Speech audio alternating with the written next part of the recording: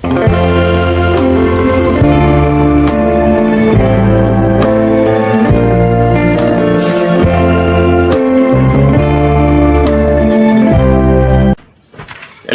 ഒരിക്കൽ കൂടി നമ്മുടെ സ്വന്തം ആർസി ഗാർഡനിലേക്ക് സ്വാഗതം.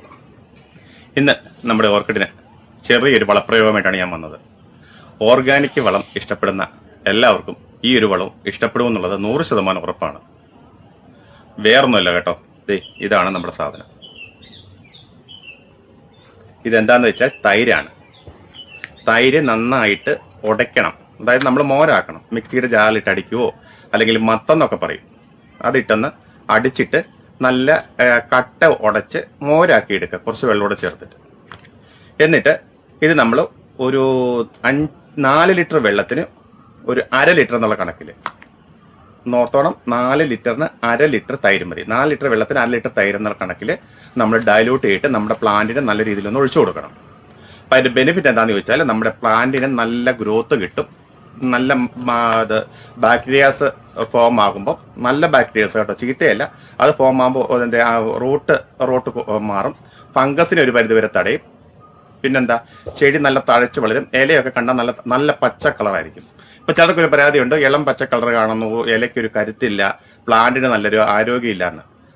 ഇതൊക്കെ ഈ ഒരു ഫെർട്ടിലൈസർ കൊടുത്തു കഴിഞ്ഞാൽ ഇത് നമുക്ക് ഒഴിവാക്കിയെടുക്കാം. പിന്നെ തൈര് നല്ലതാണെന്നും പറഞ്ഞ് കൊണ്ടുവന്ന് കണ്ടമാനം ഉപയോഗിക്കരുത്. മാസത്തിൽ 1 പ്രാവശ്യം മാത്രമേ ഉപയോഗിക്കാവുള്ളൂ. നല്ലതല്ലേ, ഓർഗാനിക് അല്ലേ എന്ന് ഓർത്ത് കണ്ടമാനം കോരി യൂസ് ചെയ്യരുത്. അപ്പം നമുക്കിത് ഒന്ന് ഡയലൂട്ട് ചെയ്തിട്ട് നമ്മുടെ ചെടിക്ക് കൊടുക്കാം. പിന്നെ ഇത് ചെടിക്ക് കൊടുക്കുന്നതിന് മുമ്പ് ഒരു കാര്യം ശ്രദ്ധിക്കുക. നമ്മൾ ഒന്നുകിൽ രാവിലെ വെയിൽ ഉറയ്ക്കുന്നതിന് മുമ്പ്, അല്ലെങ്കിൽ വൈകിട്ട് വെയിൽ താന്നതിന് ശേഷം. ഇപ്പം ഞാൻ ഒത്തിരി താമസിച്ചു, ഇപ്പം വൈകിട്ടാണ് ഞാനിത് കൊടുക്കുന്നത്. വെച്ചാൽ കുറച്ച് നേരമെങ്കിലും നമ്മുടെ പ്ലാന്റിൽ ഇത് തങ്ങി നിൽക്കണം, അതിൻ്റെ ആ ഒരു ഫെർട്ടിലൈസർ. എന്നാലേ ചെടിക്ക് അബ്സോർബ് ചെയ്യാൻ പറ്റുള്ളൂ. അതാണ് വെയിൽ ഉറയ്ക്കുന്നതിന് മുമ്പ് ചെടിക്ക് നമ്മൾ ഈ ഫെർട്ടിലൈസർ കൊടുക്കണമെന്ന് പറയുന്നത്. ഈ ഫെർട്ടിലൈസർ എല്ലാ ഫെർട്ടിലൈസറും കേട്ടോ, ഒന്നുകിൽ അതിരാവിലെ കൊടുക്കുക, അല്ലെങ്കിൽ വൈകുന്നേരം ഒരു 4 മണിക്ക് ശേഷം നമ്മളിത് കൊടുക്കുക. അപ്പം ഞാനിതൊക്കെ റെഡിയാക്കിയിട്ട് സ്പ്രേ ചെയ്ത് നിങ്ങളെ കാണിച്ചു തരാം. അതെങ്ങനെ കൊടുക്കേണ്ടെന്നൂടെ നോക്ക്. ഇപ്പം ഞാനിത് നമ്മുടെ സ്പ്രേയറിലെല്ലാം ഒഴിച്ച് മിക്സ് ചെയ്തിട്ടുണ്ട്. എന്നിട്ട് നമ്മൾ ഇത് ഇങ്ങനെ ഇലയുടെ അടിയിലൊക്കെ ചെല്ലണം കേട്ടോ. ചെടിയുടെ മുകളിൽ മാത്രം സ്പ്രേ ചെയ്തിട്ട് കാര്യമില്ല. നമ്മൾ കൊടുക്കുമ്പം ഇലയുടെ അടിയിലൊക്കെ നമ്മുടെ ഈ ഫെർട്ടിലൈസർ ചെല്ലണം. എന്നാലാണ് നമുക്ക് അതുകൊണ്ടുള്ള ഒരു ബെനിഫിറ്റ് ഉണ്ടാവുള്ളൂ. ആർക്കെങ്കിലും ഒക്കെ വേണമെങ്കിൽ ഈ ഒരു നമ്മുടെ സ്പ്രെയർ വാങ്ങുക കേട്ടോ. ഭയങ്കര ഉപയോഗമാണ്. നമുക്ക് പണി കുറവായിരിക്കും, പെട്ടെന്ന് നമ്മുടെ പരിപാടി കഴിയും, ആയാസം കുറവാണ്. പിന്നെ കഴിഞ്ഞ ദിവസം ഞാൻ ആ വീഡിയോ ചെയ്തപോലെ രാത്രി പോയി ചെടിയൊക്കെ നോക്കണം കേട്ടോ, എങ്ങനെ ഉണ്ടെന്ന്, വല്ലതും കയറി അറ്റാക്ക് ചെയ്യുന്നുണ്ടോ എന്നൊക്കെ നിങ്ങളൊന്ന് ശ്രദ്ധിക്കണം. എന്നിട്ട് വേറൊരു ടെക്നിക്കോട് ഞാൻ പറയാം. ഞാൻ ചെയ്യുന്നതാണ് കേട്ടോ നിങ്ങളോട് പറയുന്നത്. അതായത് ഇനി നാളെ നമ്മൾ നമ്മുടെ പ്ലാന്റിന് വെള്ളം ഒഴിച്ചു കൊടുക്കരുത്. എത്ര ചൂടാണെങ്കിലും നാളെ നമ്മുടെ പ്ലാന്റിൽ വെള്ളം തൊടിയിക്കേണ്ട കാര്യമില്ല. നാളെ കഴിഞ്ഞ് നമ്മൾ വീണ്ടും പഴയ പോലെ വെള്ളം ഒഴിച്ചു കൊടുക്കണം.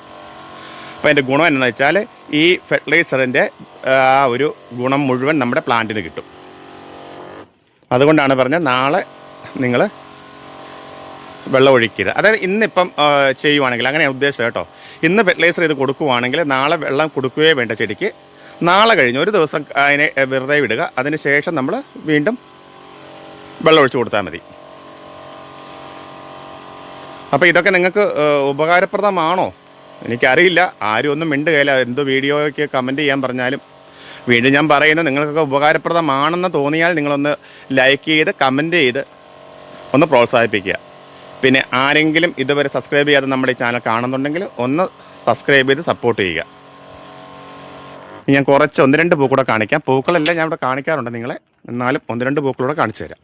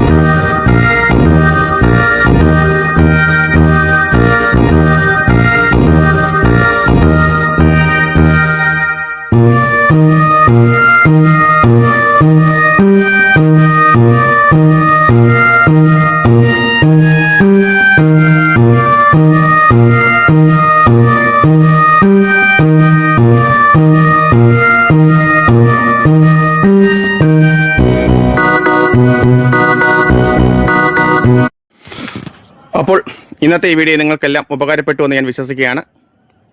വീണ്ടും ഗുണകരമായ മറ്റു വീഡിയോകൾ കൂടി കണ്ടുമുട്ടാം എന്നുള്ള ശുഭാപ്തി വിശ്വാസത്തോടെ ഇന്നത്തെ വീഡിയോ ഞാനിവിടെ പൂർത്തിയാക്കുകയാണ്. നിങ്ങൾക്ക് ഇതിനകത്ത് ഏത് ഫ്ലേവർ ഇഷ്ടപ്പെട്ടെന്നൊക്കെ ഒന്ന് കമൻറ്റ് ചെയ്യണം കേട്ടോ.